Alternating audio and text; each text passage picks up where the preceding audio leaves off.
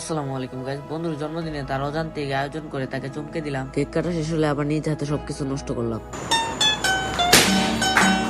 Guys, সকাল সকাল aunty টাকা দিয়ে কেক আনার জন্য পাঠায় দেয়, আর আমিও রবিন বাইরে নিয়ে চলে যাই বাজারে কেক কেনার জন্য। কেনা ডান, এখন সন্ধ্যায় শুধু রুমটা ডেকোরেশন করা বাকি আছে।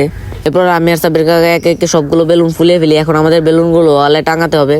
বেলুন টাঙানোর কাজ বাদ দিয়ে আগে বাতিজা খাইতে শুরু করে। আর যাই হোক, খাওয়ার ব্যাপারে এই লোকটা আগে আগে থাকবে। ওয়ালপেপার টাঙানো হয়ে গেছে, এখন আমাদের রবিন ভাই বেলুন গুলো সব একসাথে বানতাছিল। আমরা সবাই ওখানে কাজ করতেছি, আর এখানে এই আল্লাহর বান্দারা খাইতে ব্যস্ত।